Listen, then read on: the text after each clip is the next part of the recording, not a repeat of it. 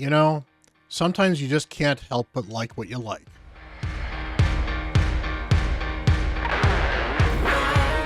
Hello, everyone. Bront, CatHerder here. We're having some fun talking Raid Shadow Legends, and I kind of wanted to talk a little bit. You guys really liked the video where I talked about 5 champions that really haven't been power crept, and I think this is where I'm going to talk about some champions that are not really well liked, but are champions that I happen to really like, and it might be just nostalgia. I will admit that not every one of these champions is absolutely amazing, but they are still champions I really enjoy using. In some cases, they are still amazing champions that actually do some really cool things. Sometimes they are champions that get overlooked quite a bit. And honestly, sometimes they're champions that are just bad, but I have a soft spot for them. So we're going to talk about a couple of these champions, and I'm going to talk about why I happen to really like them and whether or not they're actually any good. First up is honestly probably the worst champion on this list. Rorik Wormbrain. I am under no illusions that this champion is really any good. He does do a good chunk of single target damage. In fact, I was watching a video from Big Pocket Rock. Go check out my friend Big Pocket Rock. He's an absolutely amazing dude. He did a world's strongest Rorik Wormbrain and was actually really impressed with the damage that Rorik brings. And I've always felt that Rorik did do an underrated amount of damage, which was kind of cool. So from that perspective, yeah, he still can do some damage and he needs a buff still. Why does he need a buff? Well, this skill's not bad. It's a double hitter, has a 50% chance, 40% plus 10% if you book it, of doing stun on each hit. Will fill the turn meter of him by 15% if the target is not understunned after each hit. So either he gives himself bonus turn meter or he stuns somebody. For an A1, it's actually pretty solid, but there's some problems with the way this A1's implemented, which we'll get into his kit a little bit later. It's got an A2 that attacks one enemy, has an 80% chance of decreasing the target's turn meter by 75%. Now this books up to 100% chance, but it's still only a 75% turn meter depletion. And if this turn fully depletes the target's turn meter, then has an 80% bookable 100 of stunning everybody else. In the age of Armans and other champions that have full AoE stuns that do something else as well, this is not great. What I think would be better is to make this a full 100% chance of decreasing the target's turn meter, and then the rest of the kit is fine. And honestly, maybe even get rid of the conditionality of the turn meter versus the stun. So he depletes the target turn meter of the person he does damage to and stuns everyone else. But when I got him early on, and to be fair, he was the first fusion I ever did on my main, which is why I'm fond of him. He did so much control with this ability, it was not funny. I used this for Fire Knight because, he got extra turn meter with that double hitter A1, and then he would steal turn meter here. He was a Fire Knight champion for me. He was useful in Spider because this would stun the Spiderlings while depleting the Spider's turn meter, which was great.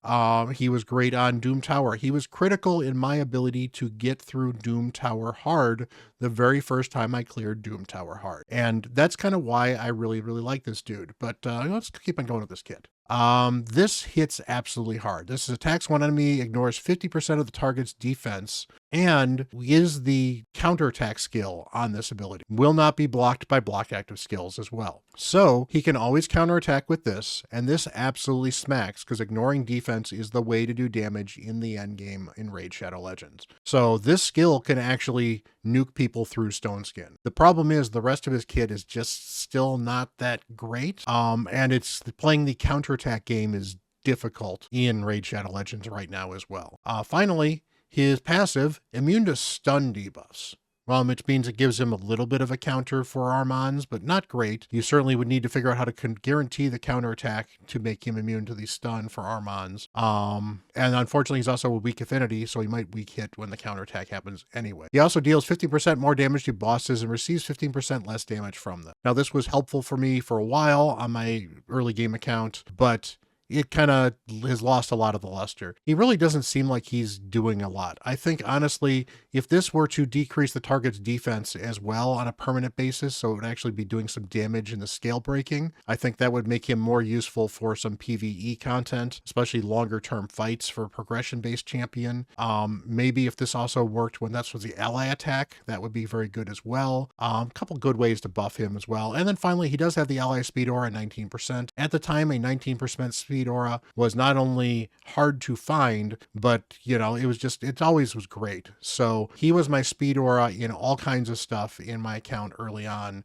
and just I've always been fond of him because of that. To be fair, I don't use him much anymore. I don't mind bringing him out for some Centranos floors occasionally because he still does bring a decent amount of control, but I honestly build him more as a control champion than I do as a damage champion because that counterattack thing is really kind of wonky to get working unless you've got like a Valkyrie or an Outlaws on the team or something like that. So yeah, he's not a great champion, but I've always been kind of fond of him. So next up is a fusion that people were not particularly thrilled with. In fact, we look at the reviews here. She's not reviewed very well, and I don't actually understand why. I think she's a very good champion. I think she's very underrated, and I think people overlook what she does. And I think there's just a lot of negative hate because she was a difficult fusion that people said, I don't know quite what she does, right around when people were starting to figure out whether Hex was actually a good buff once they had buffed Hex. So what does Marinix do? Well, Marinix has a double hitter that can become a quad hitter if they're under Hex, and then it has a chance to place an extra hit as calculated individually per hit. So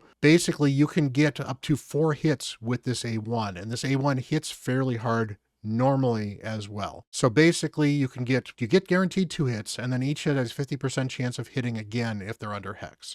She puts up Hex as well, so that's good. So this can be a huge absolute nuke, can be very useful for Fire Knight. In fact, I like using her in Fire Knight in Centranos because once I can get a Hex up there, this is a 3 or 4 hitter pretty much guaranteed most of the time. So lots of damage there. Again, A2 is decreased defense and Hex and attacks all enemies. Does a good amount of damage. It's not like a top tier nuking damage dealing, but I've actually used her in Arena, mostly just to show her off when I had her in some decent gear in Arena. And, she does a decent job as an Arena-based nuker because she's got 2 AoEs, and decreased defense and Hex are good buffs to bring. Now, they're not as good in the current meta where debuffs are kind of frowned upon, but this is something that is still usable in Hydra. This is usable for wave clear. This is usable for anywhere where you might want Hex and decreased defense. Actually really good for hard spider teams as well. So very good there. Overall, this kit, this skill is very underrated. It does a decent amount of damage as well. She also has the Inexorable End, or however I pronounce that. I don't know if I pronounced that right. Attacks all enemies, will ignore unkillable and shield buffs if the targets are under a Hex debuff, which she brings, so that's good. Places an unkillable buff on this champion for 1 turn if the attack kills an enemy without the Hex debuff, and unkillable for 2 turns if it kills somebody with a Hex debuff. So this can actually smack, and then brings the ability to hit through unkillable as well as shield. So she's actually really good for stages with unkillable champions in Faction Wars. That's actually one of the reasons she's still in my Faction Wars team as well. Very good for Centranos floors with that as well, as long as they're not also bringing block debuffs, and you got to deal with that. But overall, very, very good damage on this ability as well. So again, she's not a top AoE damage dealer, but she's got 2 good AoEs. Yeah, she's a little bit squishy because she's an attack-based champion. Yeah, her attack is not the highest in the game, but she brings decent overall stats and a lot of good stuff. Finally, resets the cooldown of Inexorable End whenever this champion kills an enemy under Hex. So this skill that can hit through unkillable and shields if they're under Hex gets reset if she kills somebody under Hex. Increases the champion's attack by 5% for each enemy under a Hex debuff as well. So in Hydra, that's an extra 20% attack. And that's every bit of your attack. That's not off of her base stat. That is off of whatever you end up with in the event when you're playing the event. So this stacks pretty heavily. So is she going to be an endgame Nightmare Hydra damage dealing world record setter? No. But she's going to be very good for an account that is progressing through Hydra because she's a very good damage dealer. Plus, she's actually really good for the waves. Plus, she's got some use in some PvP if you're short on PvP damage dealer. She's a very good champion that I think is very underrated because she brings good debuffs. Her kit is very self-contained, so she doesn't need another champion to help support her. She does better with other champions, like, hey, Mithrala is in the same faction. Marinix and Mithrala is actually a really good Faction Wars combo. And again, I use that Faction Wars combo to be able to get through stage, I think it's stage 21 has Black Knight in it that will lock you out occasionally, and if you're not careful, this faction can actually get locked. Well, Marinix can get through that by hitting through Unkillable with Hex, and I don't have to worry about it anymore. So there we go. I like Marinix. Now, Herndig has been the subject of power creep. And that's really, I think, why Herndig talk has fallen off. But Herndig has always been a very, very good champion. And honestly, he's still a top tier champion. So I'm not going to say he's ever fallen off. And he's probably not necessarily reviewed poorly. In fact, he's reviewed very, very well. But he's honestly one of my favorite champions that I don't have. I had him on my alt, which I don't really have anymore, unfortunately, and I used him as a crutch in all kinds of content for a while. This dude does absolutely everything. He's usable in PvP, he's usable in PvE, he's usable in Hydra, he's usable against Fire Knight, he's usable all over the place. He just does an absurd amount of damage and brings an absurd amount of debuffs. So go with his A1, attacks one enemy, does a good amount of damage as well, grants an extra turn and decreases the cooldown of a stasis strike by 2 turns if this attack kills an enemy. This is actually why he was one of the best champions for Dark Fae before we could actually set our abilities on Dark Fae properly. Those of you who are not aware, the ability to set your turns and your abilities in a dungeon used to be limited to you set them permanently and it would repeat them on every single stage. So you literally had no control after stage 1 about, I want to hold on to this ability on stage 2 so it's available off cooldown on stage 3.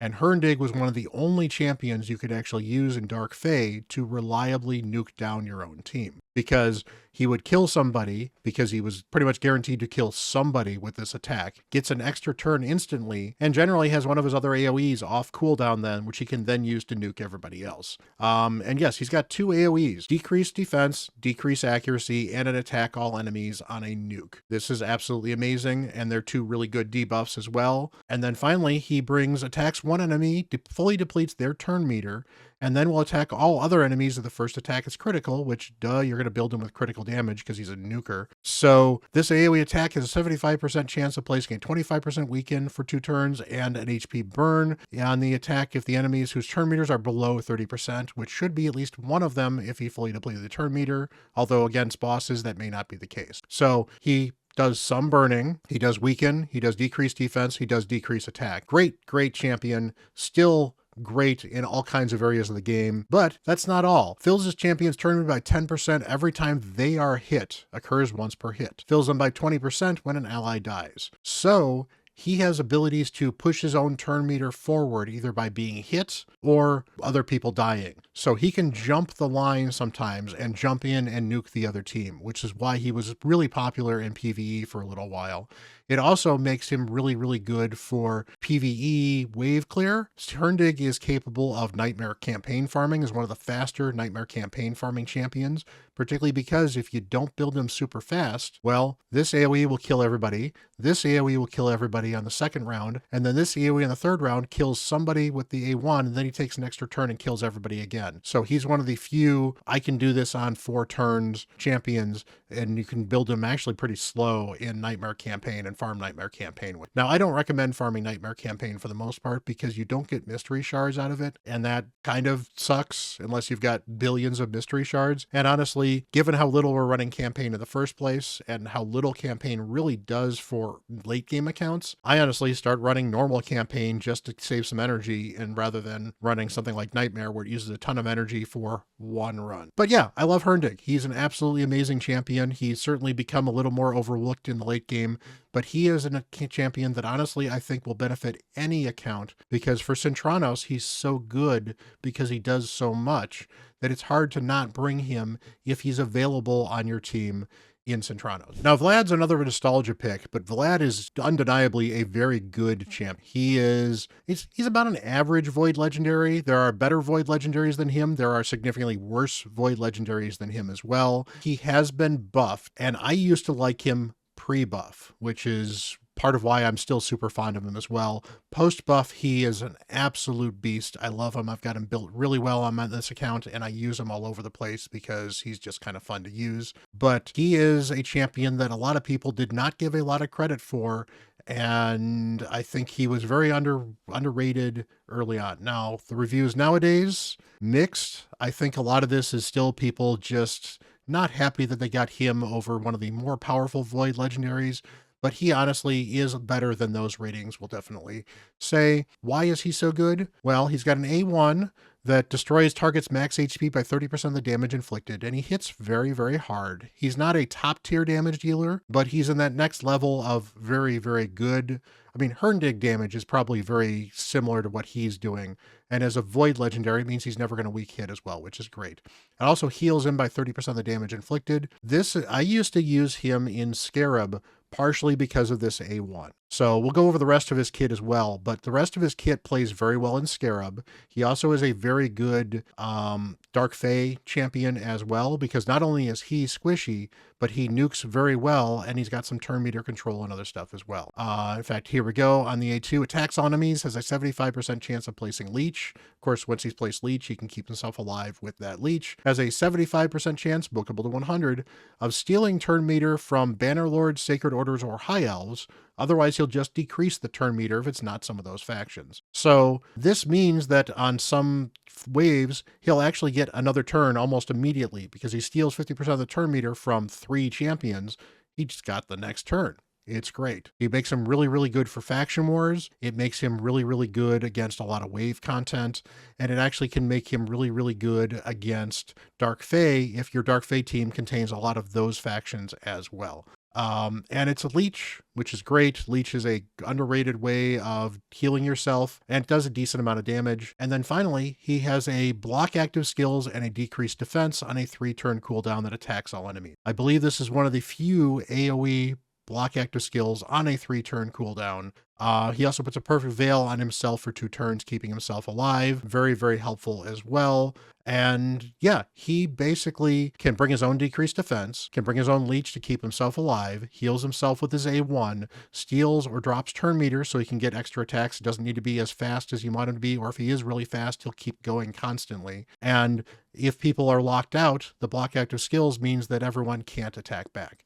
Now, this used to be a single target, and that was actually his big buff, was this became an AoE and they upped his damage a little bit. And as a single target, yeah, this was not a great skill, but I was still using it against Scarab to put that decreased defense up, and then he would help manage the turn meter and help manage the max HP and chip through the shield. So absolutely amazing for Scarab, and just a good champion all around. I love using Vlad. He is really, really cool. I think he's worth building for the utility on a lot of accounts as well. But, you know, there are some accounts that are probably going to be past using a Vlad the Nightborn and are going to be disappointed to pull one. But honestly, you have to be pretty late game to not be able to get some use out of a Vlad the Nightborn. He does also place a Revive on Death on this champion for 2 turns every time he kills an enemy. So he keeps himself alive as well. So he's got multiple ways to keep himself alive. Also fully heal this champion and fills their turn meter by 50% every time they kill an enemy, if Constantine the Dayborn is on the same team. Now, he does pair well with Constantine, who has actually gotten, I think, 2 buffs. Constantine does some decent amount of damage. Constantine can block Revive, and he gets additional damage powered off of decreased defense, block active skills, and leap. So Vlad enables Constantine to do a ton more damage as well. So it's one of the few Void pairs as well. It works particularly well. Both champions are good, but not great. And yeah, that's Vlad the Nightborn. I love this dude, maybe irrationally, but you know, hey, you can't help what you like. And finally, one of my irrational likes here is Grush the Mangler. I figured I wanted to bring an epic in here, and I wanted to bring one I haven't talked about too often. Grush is a really, really good champion, and you get him for free. I think he's the one you get right before you get Vizix, so he's day 240, and yeah, that's unfortunate a little bit because by the time you get him, you may not need him. But Grush is very, very underrated, I feel, and we'll talk about why. I think he's a very good champion. Reviews have kind of been kind to him. He's definitely a star in Faction Wars. Very, very good for Waves and Centranos as well. Got a very utilitarian kit that I think is very underrated with how well it works itself. So he's got an A1 where he has a 50% chance of placing Leech before attacking, bookable to a 75% chance. So he has a chance of being able to heal himself on the attack when he places it on that A1. Now, it's not a huge deal useful. And to be fair, in a PvP sitting, he could leech and sheep himself, but you know, he's not a PvP champion. He's a little slow, but he's a defense-based damage dealer, which is great, which means he's already kind of tanky. He's got a good amount of HP. He's got good starting defense. He can be built for a decent amount of damage, which works well with his kit, but there's more to it as well. Attacks all enemies, has a 60% chance, bookable 100, of placing decreased attack and decreased crit damage. Decreased crit damage, not absolutely amazing. Honestly, I think I'd rather have decreased crit rate on this champion, but decreased attack, definitely very helpful for the waves. Decreased crit damage, not going to hurt if you get that rare crit for some strange reason as well. This actually can do a decent amount of damage for an epic. Now, he's not going to get confused with one of the top epic dealing damage. He's not going to get confused with one of the top damage dealing epics, but he's a very, very good champion overall, and he's going to do good amount of damage, but he's bringing useful debuffs here as well. At least the decreased attack, very useful. But he also has a wonderful A3. Attacks all enemies, places a 15% continuous heal buff on all allies for 2 turns. Also, additional 7.5% continual heal buff on all allies for 1 turn if at least one enemy is hit with a critical hit. So you want to build him with critical hits. This book's down to a 4-turn cooldown from the 6, whereas this one is a 5-turn bookable to 4. So his cooldown's not super great, but you've got 2 AoEs out of it, so that's kind of nice. And some extra continuous heals. So he gets some extra healing out there as well. He brings you some decreased attack and decreased crit damage. He's got the leech on the A1. He brings a good amount of healing, a good amount of damage, a good amount of tankiness as well to a champion that you get for free. So not too hard to say why he's a very good champion. And he gives you a really good defense aura in faction crypts, which can be very helpful if you don't have a good aura in the faction. So that is Grush the Mankler in a nutshell. So there are 5 champions that I rationally or irrationally really, really love. You know, love may be a strong word for them, but they're ones I really enjoy. They're ones that I think don't get the love that they could. They're not as, some of them are not as good as they could be. I'll admit some of them are actually bad. But you know what? If you like a champion that is not considered meta, but you just happen to really like that champion, let me know down below. Maybe I'll do one of these viewer-powered champion things, and I can highlight your comments about some of these champions. We can talk about why I may or may not like a particular champion as well. That we could find a fun to dive into. But, you know, hey, let me know who some of your favorite champions are. Let me know if I've hit some of your favorite champions. And again, we're not talking about meta, we're talking about favorite. So as long as you enjoy using them and are having fun using them, that's the point of playing Raid, is having fun. So keep having fun, keep hitting that like button, keep hitting that subscribe button. Well, don't keep hitting it, just make sure you hit it once to make sure you're subscribed. And, you know, keep on watching these videos and hanging out and having fun playing Raid Shadow Legends. You guys are absolutely amazing. Much love to you all. Have a wonderful day. And until the next video, I'm Bront, CatHerder.